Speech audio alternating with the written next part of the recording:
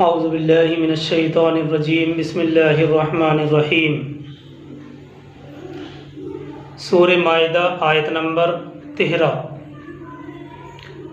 اللہ تعالیٰ فرماتے ہیں فَبِمَا نَقْضِهِمْ مِيثَاقَهُمْ لَعَنَّاهُمْ وَجَعَلْنَا قُلُوبَهُمْ قَاسِيَةً۔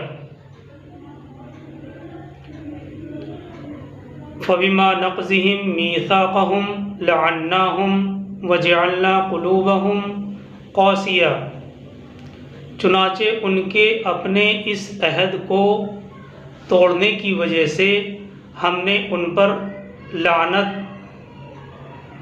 بھیج دی۔ چنانچہ ان کے اپنے اس عہد کو توڑنے کی وجہ سے ہم نے ان پر لعنت کر دی۔ اس سے پہلے سورہ نساء آیت نمبر 155 میں اس جیسی آیت آئی تھی، لیکن وہاں پر لعناہم کا لفظ نہیں تھا، اور اس آیت میں یعنی سورہ نساء آیت نمبر 155 میں لعناہم کے محفوظ ہونے کی بات کہی گئی تھی، لعناہم کے محفوظ ہونے کا ذکر کیا گیا تھا، لیکن یہ لفظ یہاں اس آیت میں واضح ہو کر آ گیا ہے، یعنی ہم نے ان کے اس عہد کو توڑنے کی وجہ سے ان پر لعنت فرمائی تھی۔ بنی اسرائیل کے تاریخی چند واقعات کا یہاں پر ذکر کیا جا رہا ہے۔ اس سے پہلی آیت میں بھی یہ ذکر کیا گیا تھا، اور اس سلسلے کو اللہ تعالیٰ آگے بڑھاتے ہوئے فرما رہے ہیں فَبِمَا نَقْضِهِمْ مِيثَاقَهُمْ لَعَنَّاهُمْ، چنانچہ ان کے اپنے اس عہد کو توڑنے کی وجہ سے ہم نے ان پر لعنت فرما دی۔ وَجَعَلْنَا قُلُوبَهُمْ قَاسِيَةً، اور ہم نے ان کے دلوں کو سخت کر دیا۔ اسی طرح ہم سورہ بقرہ آیت نمبر 74 میں بھی پڑھ چکے ہیں، ہم نے وہاں پڑھا تھا ثُمَّ قَسَتْ قُلُوبُكُمْ مِنْ بَعْدِ ذَلِكَ فَهِيَ كَالْحِجَارَةِ أَوْ أَشَدُّ قَسْوَةً، یعنی پھر تمہارے دل سخت ہو گئے اس کے بعد پتھروں کی طرح، بلکہ اس سے بھی زیادہ سخت۔ یہاں پر وہی بات دہرائی جا رہی ہے، یعنی ان کے اپنے اس عہد کو توڑنے کی وجہ سے اللہ نے ان پر لعنت بھیجی، اس کے بعد ان کے دل سخت ہو گئے، پتھر سے بھی زیادہ سخت ہو گئے، یعنی جو کچھ ان کو دیا گیا تھا نصیحت کے طور پر اکثر حصے کو وہ بھول گئے تھے، اصل مقام سے اس کو ہٹا دیا تھا۔ وَنَسُوا حَظًّا مِمَّا ذُكِّرُوا بِهِ، اور جو کچھ ان کو دیا گیا تھا نصیحت کے طور پر اس کے اکثر حصے کو وہ بھول گئے تھے، اور انہوں نے اس سے فائدہ اٹھانا چھوڑ دیا تھا۔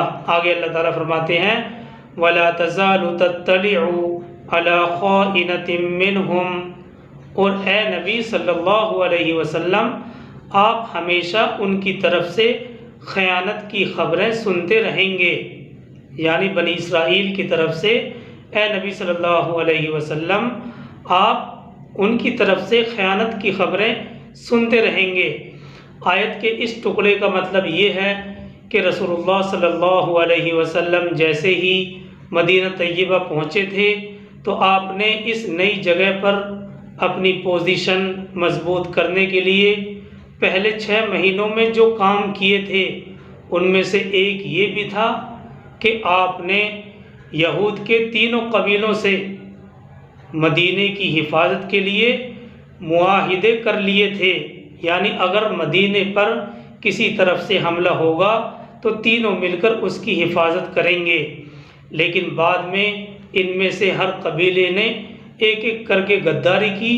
چنانچہ نبی اکرم صلی اللہ علیہ وسلم سے یہ بات فرمائی جا رہی ہے کہ ان کی طرف سے مسلسل خیانتیں ہوتی رہیں گی، لہٰذا آپ کو ان کی طرف سے ہوشیار رہنا چاہیے اور ان کی سازشوں کا توڑ کرنے کے لیے آپ کو پہلے سے تیار رہنا چاہیے۔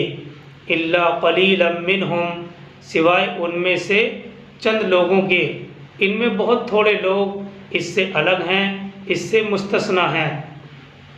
تو اللہ کے نبی صلی اللہ علیہ وسلم نے مدینہ طیبہ جیسے ہی پہنچے تھے تو اپنی اس نئی جگہ پر پوزیشن کو مضبوط کرنے کے لیے پہلے 6 مہینوں میں جو کام کیے تھے ان میں سے یہ بھی تھا، ایک یہ بھی تھا کہ آپ نے یہود کے جو 3 بڑے بڑے قبیلے تھے، تینوں قبیلوں سے مدینے کی حفاظت کے لیے معاہدے کر لیے تھے، یعنی اگر مدینے پر کسی طرف سے حملہ ہوتا ہے تو تینوں مل کر اس کی حفاظت کریں گے، لیکن بعد میں ان میں سے ہر ایک قبیلے نے ایک ایک کر کے غداری کی۔ چنانچہ نبی اکرم صلی اللہ علیہ وسلم کو یہ بات فرمائی جا رہی ہے کہ ان کی طرف سے مسلسل خیانتیں ہوتی رہیں گی، لہٰذا ان کی طرف سے آپ کو ہوشیار رہنا چاہیے اور ان کی سازشوں کا توڑ کرنے کے لیے پہلے سے آپ کو تیار رہنا چاہیے۔ آگے اللہ تعالیٰ فرماتے ہیں الا قلیلا منہم، سوائے ان میں سے چند لوگوں کے، ان میں بہت تھوڑے لوگ ایسے ہیں جو اس سے مستثنیٰ ہیں، اس سے الگ ہیں۔ آگے اللہ تعالیٰ اسی آیت میں فرماتے ہیں فاعف عنہم واصفح، لہٰذا ابھی آپ انہیں معاف کرتے رہیں اور درگزر سے کام لیتے رہیں۔ ان اللہ یحب المحسنین، یقیناً اللہ احسان کرنے والوں کو پسند فرماتا ہے۔ ان اللہ یحب المحسنین، بے شک اللہ احسان کرنے والوں کو پسند فرماتا ہے۔ یہاں سورہ مائدہ آیت نمبر 13 مکمل ہو گئی ہے، اور دیکھیے اس آیت میں یہ بات سمجھنے کی ہے کہ اس آیت میں کہا گیا ہے کہ ہم نے ان کے دل سخت کر دیے۔ اسی رحمت کی دوری اور دلوں کی سختی کو سورہ مطففین میں رانا کے لفظ سے اللہ تبارک و تعالیٰ نے تعبیر کیا ہے، کلا بل ران علی قلوبہم ما کانوا یکسبون، بلکہ ان کے دلوں پر زنگ لگ گئے ہیں۔ رانا سے لفظ رانا سے تعبیر کیا ہے۔ اسی رحمت کی دوری اور دلوں کی سختی کو سورہ مطففین پارہ نمبر 30 کے اندر لفظ رانا سے تعبیر کیا ہے اللہ تبارک و تعالیٰ نے۔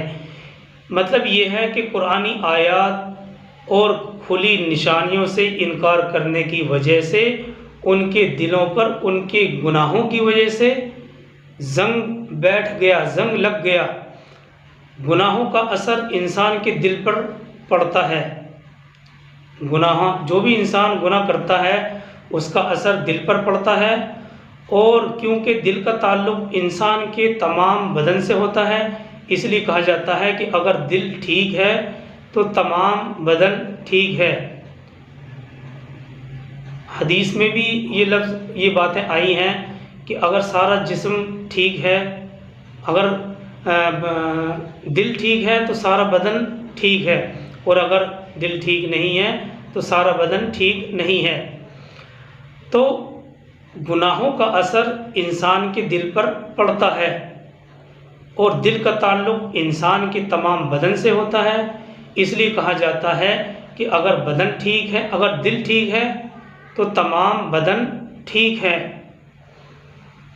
اور رسول اللہ صلی اللہ علیہ وسلم ایک حدیث میں فرماتے ہیں کہ انسان جب شروع میں کوئی گناہ کرتا ہے تو اس کے دل پر ایک سیاہ نقطہ لگ جاتا ہے۔ انسان جب شروع میں کوئی گناہ کرتا ہے تو اس کے دل پر ایک سیاہ نقطہ لگ جاتا ہے، جس کی برائی کو وہ ہر وقت محسوس کرتا ہے، اس کو خود محسوس ہوتا ہے۔ جیسے کسی سفید کپڑے پر ایک سیاہ داغ لگ جائے، ایک کالا داغ لگ جائے، وہ ہر وقت نظر کو تکلیف دیتا ہے، آنکھ میں کھٹکتا ہے۔ تو اگر کسی سفید کپڑے پر ایک سیاہ داغ لگ جائے وہ ہر وقت نظر کو تکلیف دیتا ہے، نظر میں کھٹکتا ہے، پھر اگر اس نے متنبہ ہو کر توبہ کر لی اور آئندہ گناہوں سے باز آ گیا تو وہ نقطہ مٹا دیا جاتا ہے، اور اگر اس نے پرواہ نہیں کی بلکہ دوسرے گناہوں میں مبتلا ہوتا ہی چلا گیا تو ہر گناہ پر سیاہ نقطے کا اضافہ ہوتا چلا جاتا ہے، یہاں تک کہ اس کا قلب ان نقطوں سے بالکل سیاہ ہو جاتا ہے۔ اس وقت اس کے دل کی یہ حالت ہو جاتی ہے کہ جیسے کوئی برتن الٹا رکھا ہوا ہو، اس میں کوئی چیز بھی ڈالی جائے گی تو وہ فوراً باہر نکل جائے گی۔ اس لیے کوئی خیر کی بات اور نیکی کی بات اس دل میں اثر نہیں کرتی۔ اس وقت اس کے دل کی کیفیت یہ ہو جاتی ہے کہ اب وہ نہ کسی نیکی کو نیکی سمجھتا ہے نہ برائی کو برائی سمجھتا ہے۔ جب دل سخت ہو جاتا ہے اور سیاہ نقطوں سے ڈھک جاتا ہے تو اس کے اندر سختی پیدا ہو جاتی ہے، اور اب وہ کسی نیکی کو نہ تو نیکی سمجھتا ہے نہ برائی کو برائی سمجھتا ہے، بلکہ معاملہ برعکس ہونے لگتا ہے۔ عیب کو ہنر، بدی کو نیکی، گناہ کو ثواب وہ شخص سمجھنے لگتا ہے، اور اپنی سرکشی میں، اپنی نافرمانی میں وہ شخص بڑھتا ہی چلا جاتا ہے۔ یہ اس شخص کے گناہوں کی نقد سزا ہے۔ جی ہاں، یہ کسی بھی انسان کے گناہوں کی نقد سزا ہے جو گناہ کرتا چلا جاتا ہے اور اس کا دل سیاہ نقطوں سے ڈھک جاتا ہے، کالا پڑ جاتا ہے۔ اب وہ نہ کسی نیکی کو نیکی سمجھتا ہے نہ برائی کو برائی سمجھتا ہے، بلکہ معاملہ برعکس ہو جاتا ہے۔ عیب کو ہنر سمجھنے لگتا ہے، بدی کو نیکی، گناہ کو ثواب سمجھنے لگتا ہے، اور وہ اپنی سرکشی میں آگے بڑھتا ہی چلا جاتا ہے۔ جی ہاں، یہ اس شخص کے گناہوں کی نقد سزا ہے جو اس کو دنیا ہی میں مل جاتی ہے۔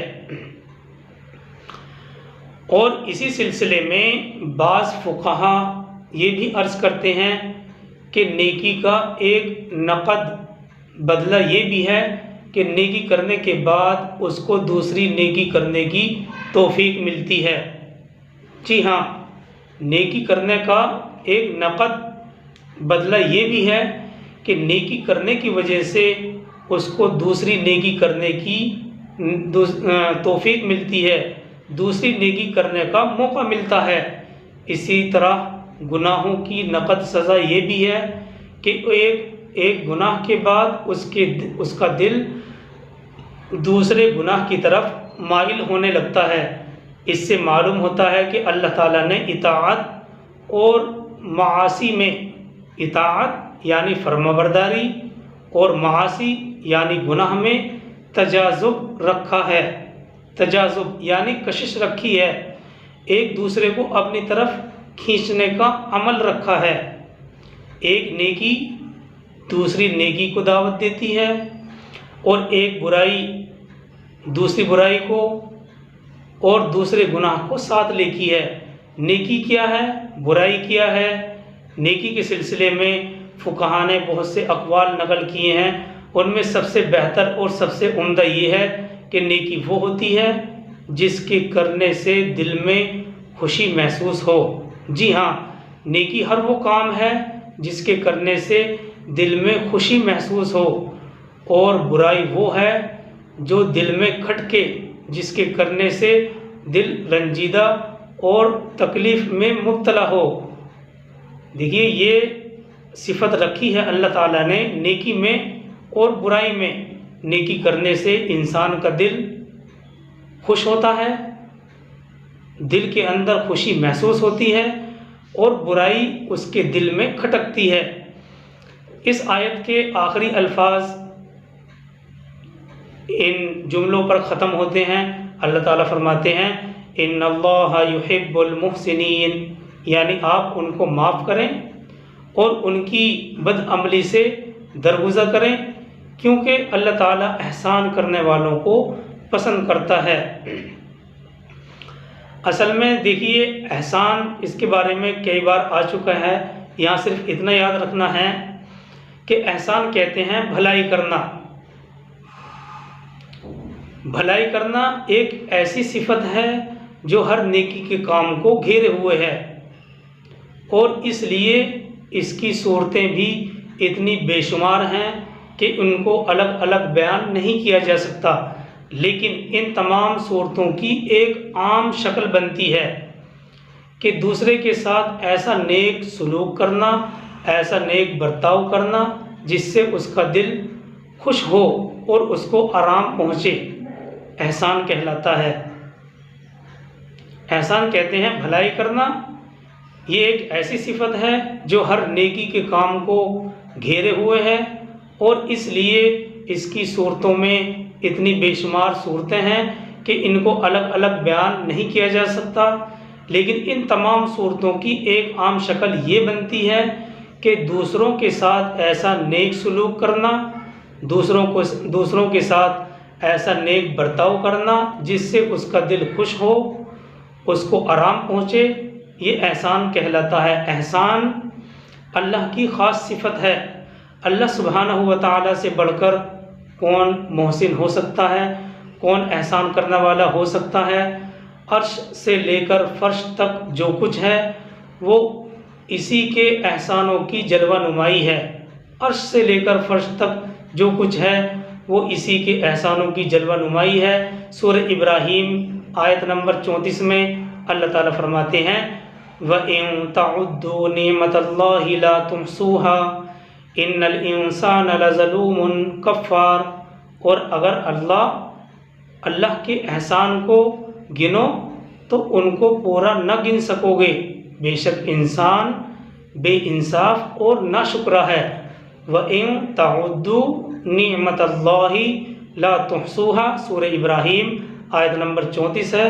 وَإِن تَعُدُّوا نِعْمَةَ اللَّهِ لَا تُحْصُوهَا إِنَّ الْإِنسَانَ لَظَلُومٌ کفار، اور اگر اللہ کے احسان کو گنو تو ان کو پورا نہ گن سکو گے، بے شک انسان بے انصاف اور ناشکرا ہے۔ حضرت یوسف علیہ السلام نے اللہ کے احسان کا شکریہ ان الفاظ میں کیا تھا۔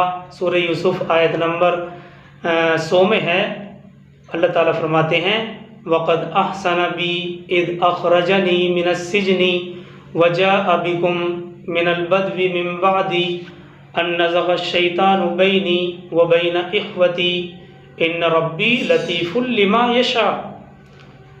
وَجَاءَ بِكُم مِّنَ الْبَدْوِ، اور اللہ نے مجھ پر احسان کیا کہ مجھے قید خانے سے باہر لایا اور آپ لوگوں کو گاؤں سے یہاں لے آیا۔ اللہ تعالیٰ نے احسان کیا